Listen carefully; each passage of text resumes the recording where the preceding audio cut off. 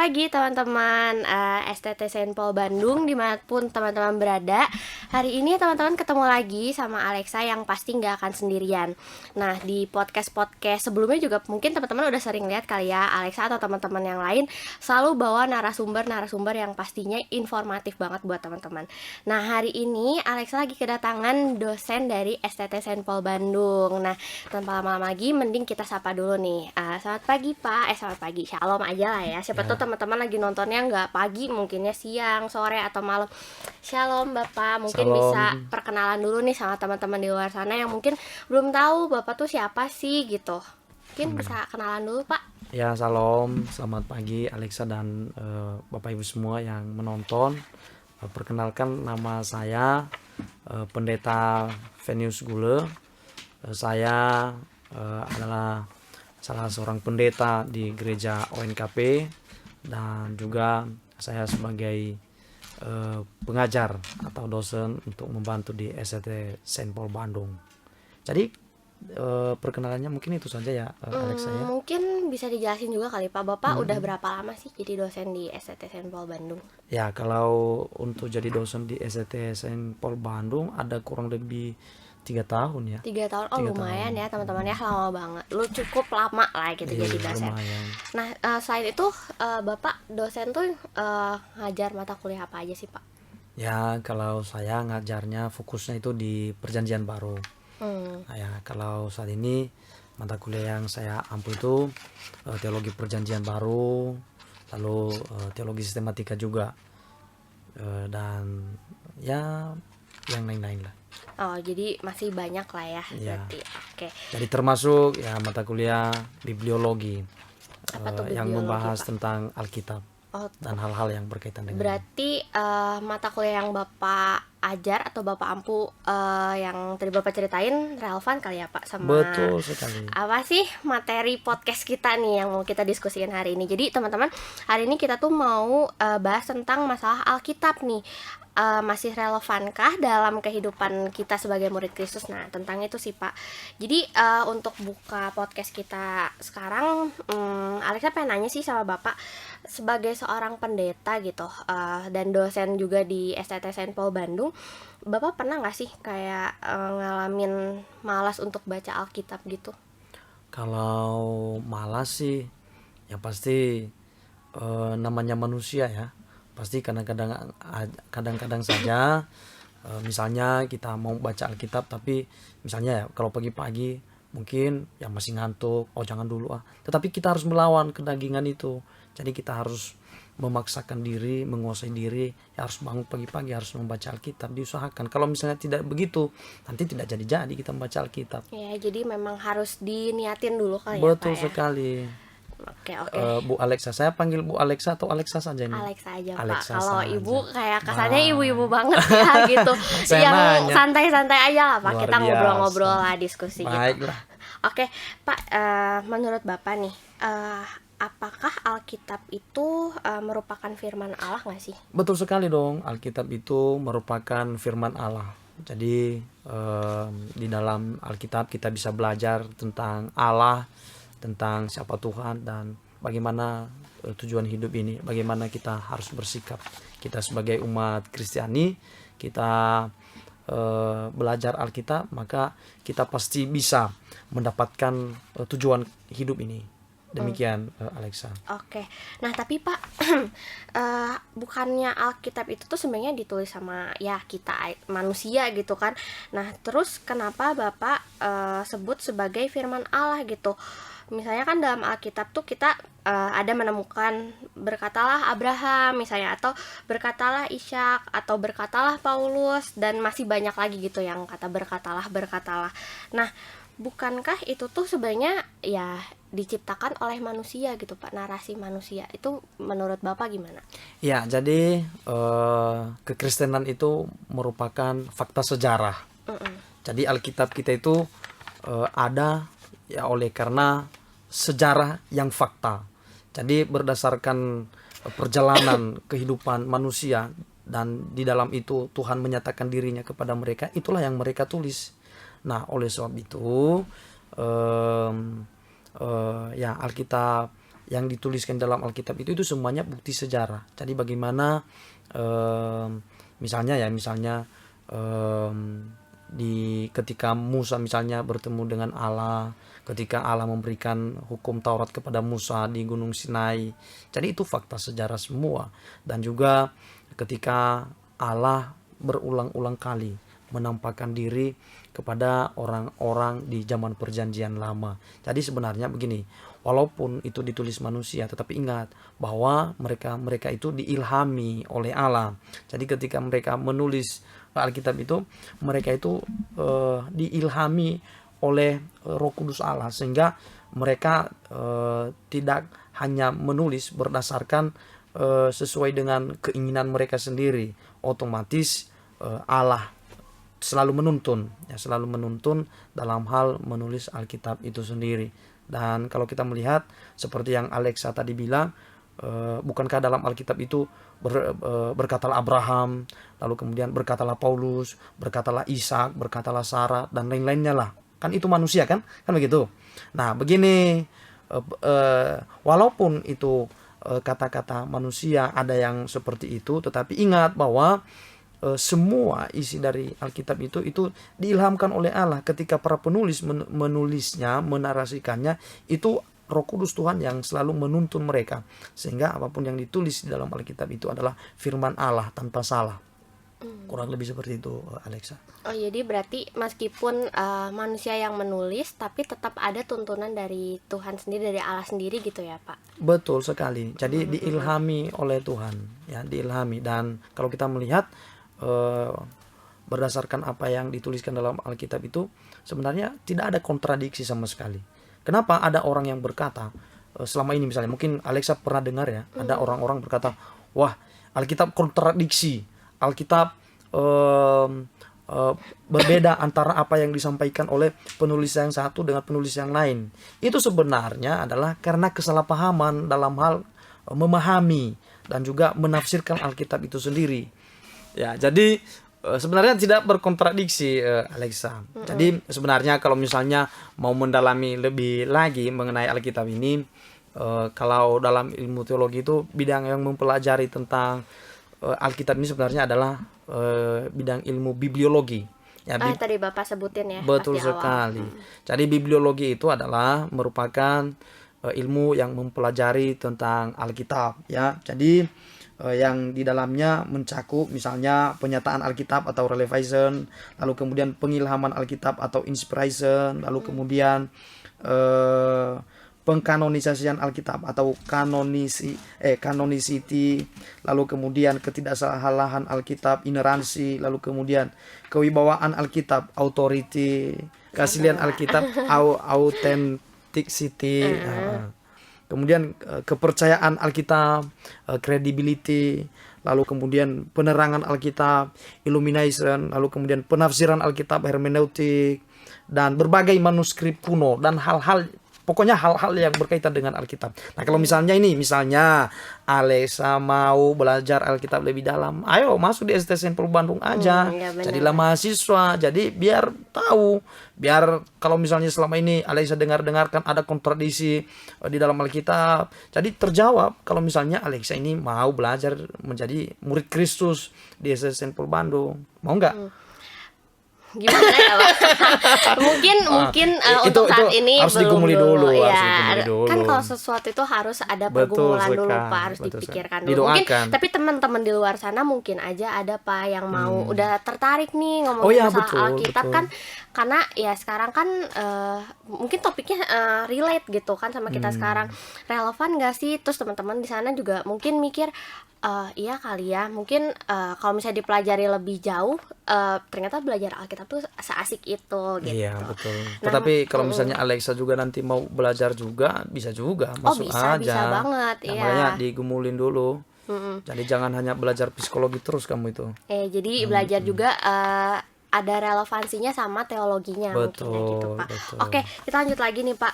Nah, sebenarnya kalau menurut Bapak pribadi nih, apakah sebenarnya Alkitab itu bisa salah nggak sih, atau misalnya tanpa salah nggak sih dalam pembuatannya gitu? Jadi Alkitab itu dalam bahasa aslinya benar tanpa salah. Jadi sekali lagi dalam tanda kutip, dalam bahasa aslinya, naskah aslinya benar tanpa salah. Ya, sekali lagi ya, saya ulangi, Alkitab itu dalam naskah aslinya benar tanpa salah. Tidak ada yang salah. Berarti 100% benar ya, 100% fakta gitu ya, Pak? Fakta dan itu merupakan firman Allah. Tapi balik lagi nih Pak, bukannya Alkitab itu ketika para penulisnya sendiri mengisahkan peristiwa yang sama tuh bukannya ada perbedaannya Pak? Perbedaan misalnya kayak perbedaan kisah mungkin, itu gimana Pak? Oh ya, jadi makanya kalau misalnya membaca Alkitab itu harus hati-hati. Dan kalau misalnya membaca Alkitab itu ya harus menafsirkannya dengan benar. Karena begini, ketika kita membaca Alkitab secara sadar atau tidak sadar, sebenarnya ketika kita memikirkan ini apa maksud ini, sebenarnya kita sedang menafsirkan. Dan untuk menafsirkan itu harus hati-hati. Nah, kalau dalam ilmu teologi, menafsirkan Alkitab itu jauh akan dipelajari dalam ilmu hermeneutika. Yang di dalam ilmu hermeneutika itu yang membahas berkaitan dengan bagaimana kita harus menafsirkan Alkitab. Ya, kita nanti melihat narasi-narasinya, historisnya, kemudian gramatikalnya, kemudian ada kritik bentuknya, kritik teksnya, ya. Jadi kita belajar, kita memahami semuanya itu. Nah, lalu kemudian seperti yang Alexa tadi katakan, bukankah dalam mengisahkan satu peristiwa kadang-kadang penulisnya berbeda-beda? Ya mungkin seperti itu ya maksud Alexa ya. Oke, coba buka saja misalnya begini. Matius pasal 27 ayat 37 ya. Matius 27 ayat 37. Saya baca saja ya Alexa ya. Iya, boleh Pak. Jadi dikatakan di sini, dan di atas kepalanya terpasang tulisan yang menyebut alasan mengapa ia dihukum. Inilah Yesus, Raja orang Yahudi. Nah, ini peristiwa ketika Yesus disalibkan. Nah, Matius, Markus, Lukas, Yohanes, mereka mengisahkan kisah yang sama. Tetapi dalam mengisahkannya, kata-kata mereka ini berbeda. Dan coba lihat ya, dikatakan oleh Matius bahwa inilah Yesus, Raja orang Yahudi. Itu ingat ya, inilah Yesus, Raja orang Yahudi. Lalu kemudian dalam Markus 15 ayat 26 dikatakan, dan alasan mengapa ia dihukum disebut pada tulisan yang terpasang di situ, Raja orang Yahudi. Kalau tadi Matius bilang, inilah Yesus, Raja orang Yahudi. Lalu kemudian yang dituliskan oleh Markus, dia berkata, Raja orang Yahudi. Lalu kemudian kalau Lukas kita melihat, Lukas pasal 23-38 dikatakan, ada juga tulisan di atas kepalanya, inilah Raja orang Yahudi. Tiga ini berbeda kan? Nah, coba lihat lagi Yohanes ya. Yohanes pasal 19 ayat 19. Dan Pilatus menyuruh memasang juga tulisan di atas kayu salib itu, bunyinya, Yesus orang Nazaret, Raja orang Yahudi. Ya, malah Yohanes ini menambahkan Nazaretnya. Nah, kenapa ini berbeda? Apakah berkontradiksi? Tentunya tidak. Begini Alexa. Jadi ketika para penulis itu menulis Alkitab, mereka mengisahkan kisah itu dengan bahasa mereka sendiri.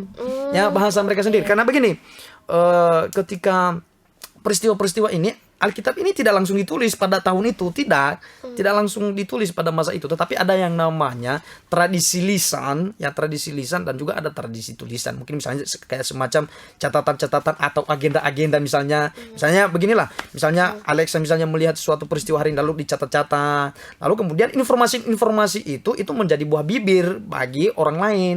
Nah, kemudian akhirnya muncullah Matius, Markus, Lukas, Yohanes ini. Mereka akhirnya menulisnya. Jadi begini, ketika Matius misalnya, ketika Markus, ketika murid-murid Tuhan Yesus itu melihat peristiwa-peristiwa itu, mereka tidak langsung menulis, tetapi beberapa ada jeda waktunya itu, beberapa tahun kemudian baru ditulis. Dan tentunya merupakan hal yang wajar kalau misalnya dalam mengisahkannya itu memiliki perbedaan. Tetapi bukan berarti salah, ya, bukan berarti salah. Contohnya lah begini, misalnya Alexa misalnya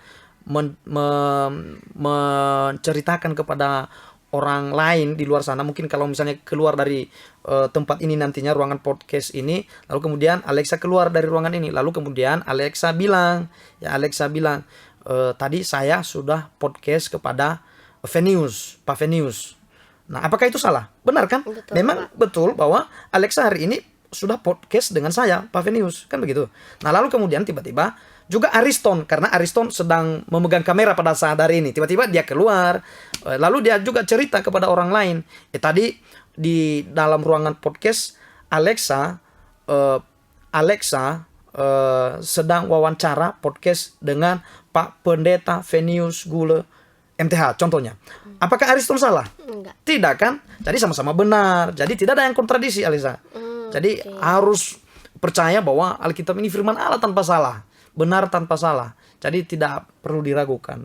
Demikian, Alexa. Jadi mungkin ya itu jadi sebenarnya Alexa nangkapnya gini sih Pak, mungkin apa ya, di luar sana orang-orang mungkin karena bacanya nggak runtut kali ya Pak, jadi nggak sistematis, jadi langsung langsung kesimpulannya aja menurut mereka tuh beda, padahal sebenarnya ya orang tuh dari setiap orang sebenarnya intinya sama mungkin ya Pak, tapi cara penyampaiannya aja gitu yang betul jadi sekali. beda. Nah, makanya kalau membaca Alkitab itu jangan hanya asal main copot ayat. Misalnya baca satu ayat, lalu kemudian kita langsung mengartikannya. Jangan, lihat dulu konteks sebelum dan juga konteks sesudah. Itu mempengaruhi. Itu mempengaruhi makna satu ayat. Ya, jadi apa yang dikatakan oleh nats sebelum dan juga apa yang dikatakan oleh nats sesudah itu sangat mempengaruhi makna satu nats dalam ayat Alkitab. Jadi sehingga kita tidak salah kaprah, kita tidak salah atau keliru dalam memahami makna sesungguhnya daripada nats itu sendiri. Ya. Jadi intinya jadi teman-teman kalau misalnya lagi baca Alkitab tuh benar kata Pak Venius ya gitu, harus dibaca betul-betul kejadian misalnya sebelumnya gimana, sesudahnya gimana. Jadi jangan main di simpulin gitu aja. Betul ya Pak sekali, ya. Oke. Nah, terus ini lagi nih Pak. Jadi bagaimana tanggapan Bapak nih mengenai pendapat dari sebagian orang yang berpikir bahwa sebenarnya Alkitab tuh udah dipalsukan, sampai ada yang bilang dipalsukan tuh Pak. Menurut Bapak gimana? Kalau misalnya Alkitab dipalsukan, mana yang aslinya? Coba tunjukkan kepada saya. Ya, jadi kan selama ini kan kita sering mendengarkan ada orang bilang bahwa Alkitab itu sudah dipalsukan. Nah, bilang aja sama mereka, kalau sudah dipalsukan, mana yang aslinya? Kan begitu. Jadi sebenarnya pendapat-pendapat itu sebenarnya itu pendapat-pendapat yang keliru, dan mereka tidak belajar tentang sejarah yang sebenar-benarnya. Jadi kalau misalnya orang yang belajar sejarah dengan sungguh-sungguh, dengan bersikap jujur, jadi tahu betul bahwa kekristenan itu adalah fakta sejarah, dan itu sudah dibuktikan, ya, itu sudah dibuktikan. Jadi sama sekali tidak ada yang dipalsukan, ya. Kalau misalnya ada orang yang berkata demikian, itu saya berpikir bahwa orang-orang yang memang jelas-jelas selalu berkeras hati untuk menolak kebenaran yang sesungguhnya. Jadi kurang lebih seperti itu, Alexa. Jadi ya kalau misalnya orang-orang yang berpikiran bahwa sebenarnya Alkitab itu dipalsukan, enggak ya Pak ya, nggak ada yang memalsukan gitu. Begini aja, kalau misalnya sudah dipalsukan, ayo tunjukkan mana aslinya, kan begitu. Harus ada bukti. Oh iya dong. Ya, Pak, misalnya ya. Gini, sekarang Alexa bilang, Pak, Alkitab sudah dipalsukan. Oh ya, mana aslinya? Berani nggak tunjukkan? Mana tunjukkan dulu aslinya. Tidak, sepanjang tidak berani menunjukkan ini aslinya, berarti Alexa sedang menduga-duga. Nah, duga-dugaan itu keliru. Ya, jangan selalu menduga lah. Begitu. Biar tidak ada dusta di antara kita. Iya, yang pasti-pasti aja ya Pak ya. Oke, nah terus ini Pak, apakah Alkitab itu tuh masih relevan gak sih sampai saat ini gitu? Soalnya saya melihat sebagian orang itu masih berpikir gitu bahwa mempelajari Alkitab di zaman sekarang ini tuh tidak relevan. Emang betul gak sih kayak gitu Pak? Ya, jadi kalau misalnya Alexa tanya apakah masih relevan, ya sampai saat ini Alkitab itu selalu relevan dan juga menjadi pengajaran bagi kita sebagai umat Tuhan. Ya, jadi makanya dikatakan di dalam 2 Timotius pasal 3 ya, ayat 16, saya akan bacakan langsung kepada Alexa. 2 Timotius 3:16 dikatakan, segala tulisan yang diilhamkan Allah memang bermanfaat untuk mengajar, untuk menyatakan kesalahan, untuk memperbaiki kelakuan, dan untuk mendidik orang dalam kebenaran. Jadi karena Alkitab ini sudah diilhamkan dan dikatakan adalah bermanfaat untuk mengajar, mendidik orang, mengarahkan orang ke dalam kebenaran, maka relevan. Ya, relevan. Jadi sampai Tuhan Yesus datang kedua kalinya relevan ini Alkitab ini. Nah, makanya oleh sebab itu ya kalau misalnya sebagai pengkhotbah misalnya ya, sebagai pengkhotbah ya harus kreatif ya supaya bisa kena dengan kita pembaca masa kini. Karena Alkitab ini kan sebenarnya ketika mereka para penulis menulisnya sebenarnya ada alamat-alamat tertentu kepada siapa mereka menunjukkan surat itu pada masa itu. Ngerti nggak sih? Iya, ngerti. Nah, tentunya misalnya seperti Matius ketika menulis suratnya, tentunya bisa diyakini itu bahwa dia sedang menulis surat untuk meyakinkan kaumnya sendiri, yaitu orang-orang Yahudi. Ya, orang-orang Yahudi di zamannya itu, di zaman beberapa ribu tahun yang lalu. Nah, tentunya situasi pada masa itu berbeda dengan situasi sekarang ini.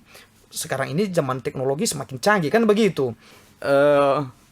Kalau misalnya Alexa bertanya apakah masih relevan, saya pikir masih tetap relevan. Nah, hanya saja saat ini terutama ini bagi para pengkhotbah. Tentunya kan para pengkhotbah yang ada sekarang ini kan saya melihat banyak sekarang yang hebat-hebat ya Alexa ya. Jadi makanya tetap kreatif ketika berkhotbah, biar apa kisah yang diceritakan di dalam Alkitab ini, apa yang dinyatakan dalam Alkitab ini, kita bisa membawanya, menyampaikannya di masa sekarang ini. Jadi secara kontekstual, gitu ya, jadi relevan begitu. Oke. Nah, terakhir nih Pak, enggak sih, dua pertanyaan terakhir nih. Bagaimana nih menurut Bapak nih, bagaimana cara kita untuk merubah pandangan orang-orang yang mengatakan bahwa sebetulnya Alkitab itu sudah tidak relevan lagi, Pak? Nah, jadi oleh sebab itu tadi kan saya sudah bilang bahwa bagaimana mengubah pandangan itu ya tentunya kan ya harus mulai dari diri sendiri sebenarnya, dan kemudian ya kita percaya bahwa kuasa Roh Kudus itu tidak pernah terbatas. Pasti dia sanggup untuk menjamah hati setiap orang yang akan dipilihnya, yang akan dipanggilnya, yang akan dijamahnya, dan percaya bahwa Roh Kudus itu selalu mengalir dalam hati setiap orang yang memang benar-benar dipilihnya ya. Dia mau berbicara dalam hati kita masing-masing. Nah, oleh sebab itu yang penting menurut saya, kalau misalnya seorang pengkhotbah misalnya, jadi harus kreatif, lalu kemudian harus melihat konteks di mana kita sedang berbicara, kepada siapa kita berbicara, di mana kita berbicara, sehingga apa yang kita sampaikan itu benar-benar bisa teraplikasikan, bisa diterima oleh audiens atau pendengarnya. Oke. Terakhir nih Pak, banget dari Alexa. Bapak punya nasihat nggak sih untuk setiap orang Kristen atau teman-teman yang lagi nonton podcast kali ini untuk tidak meragukan firman Allah? Ya, jadi bagi semuanya, bagi anak-anak Tuhan dan bahkan siapapun yang mendengarkan video ini, percayalah bahwa Alkitab itu adalah firman Allah tanpa salah dalam naskah aslinya. Jadi oleh sebab itu ini bermanfaat sekali bagi kita untuk mengajar kita. Kalau misalnya kita mau mencari makna kehidupan kita, maka belajarlah Alkitab dalam Perjanjian Lama dan juga dalam Perjanjian Baru. Perjanjian Baru itu kan sebagai penggenapan Perjanjian Lama. Jadi maka oleh sebab itu kalau misalnya kita belajar Alkitab, Perjanjian Baru itu tidak bisa kita pahami kalau kita tidak benar-benar memahami Perjanjian Lama. Jadi Perjanjian Baru itu ada oleh karena adanya Perjanjian Lama. Mengerti nggak? Jadi oleh sebab itu ya kita semua yang mendengarkan podcast ini ya, jadi percaya bahwa firman Tuhan itu adalah penuntun yang memberikan kepada kita arah jalan menuju kebenaran, dan tetap semangat dalam membaca firman Tuhan. Percaya bahwa Allah selalu menolong dan menyertai kita, dan Dia tahu apa yang kita lakukan dalam keseharian kita. Tuhan Yesus memberkati. Tuhan Yesus memberkati. Apa ya Pak? Ini masih belum selesai ya? Tadi saya sudah ngomong Tuhan Yesus memberkati. Baik. Masih lah, bisa kita ngobrol dulu dikit lah sebelum begitu. Ke akhir nih. Jadi mungkin tidak apa-apa kan, biar banyak berkatnya juga. Iya kan? betul. Nah Pak, sebenarnya balik lagi nih untuk kita lebih memahami Alkitab, ingin tahu tentang teologi seperti itu ya, bisa gabung di mana sih Pak sebenarnya kalau kita mau mempelajari yang kayak gini? Yang di STT teologi. kita bisa kali ya Pak ya. Betul Di sekali. STT Kalau Saint Paul. misalnya tadi kan saya sudah bilang dari awal, kalau misalnya mau belajar lebih dalam mengenai ilmu seputar teologi yang di dalamnya belajar tentang Alkitab salah satunya, belajar tentang Tuhan, belajar tentang keselamatan, belajar tentang memuridkan pemuridan, Oh iya, masuklah di STT Saint Paul Bandung. Jadi kalau di STT Saint Paul Bandung ini saya melihat sangat bukan karena saya dosen di STT Saint Paul Bandung, tapi saya melihat di STT Saint Paul Bandung sendiri dalam hal memuridkan itu sangat luar biasa. Ya bahkan juga dalam ilmu konseling Kristen itu luar biasa. Bahkan ada labnya kan, Iya, ada betul. labnya, laboratoriumnya yang memang menangani orang-orang yang apa itu namanya, yang memiliki yang memang menangani orang-orang yang butuh diarahkan begitu. Betul. Jadi teman-teman, sekali lagi kita ingetin lagi kalau misalnya teman-teman pengen belajar nih tentang teologi yang pastinya mempelajari juga masalah Alkitab ya Pak ya. Jadi teman-teman bisa banget untuk gabung di STT kita ini, STT Saint Paul Bandung. Nah, untuk menutup podcast kita hari ini yang benar-benar kalau Tapi misalnya ngomong-ngomong kemarin 2 hari yang lalu kita sudah dapat surat akreditasi terbaru dari iya, benar Ban banget PT. teman-teman. Jadi STT Saint Paul Bandung ini juga sudah terakreditasi dari Ban PT. Jadi teman-teman nggak usah meragukan lagi kalau misalnya memang teman-teman berniat banget untuk lebih mengenal Tuhan, ingin memperdalam mengenai firman Allah, mempelajari tentang teologi, teman-teman langsung aja daftar di STT Saint Paul Bandung. Betul Oke. sekali. Hari ini pokoknya apa ya? Podcastnya benar-benar banyak banget informasi ya teman-teman yang bisa kita dapat mengenai Alkitab. Mungkin teman-teman di luar sana yang mikir juga Alkitab ini sebenarnya masih relevan gak sih? Ternyata masih relevan ya gitu teman-teman. Kalau misalnya teman-teman pengen lebih jelas bisa gabung di STT Saint Paul Bandung. Oke, Bapak bisa nggak menutup kita dengan doa, apalagi doa untuk teman-teman di luar sana yang lagi nonton podcast supaya lebih bisa untuk mendengarkan firman Allah yang jauh lebih baik gitu Pak, supaya nggak mengira-ngira lagi gitu. Oh ya, baik Alexa. Jadi mari kita berdoa. Tuhan Yesus, kami sungguh bersyukur atas berkat rahmat-Mu dalam kehidupan kami. Sampai pada saat ini Engkau sudah menolong dan memberkati setiap kami. Bahkan kami bisa melaksanakan acara podcast pada saat kesempatan ini, dan kami bisa sharing-sharing mengenai firman-Mu. Kami senantiasa percaya bahwa Alkitab adalah firman Allah yang hidup tanpa salah, yang bisa menuntun dan mengarahkan kehidupan kami.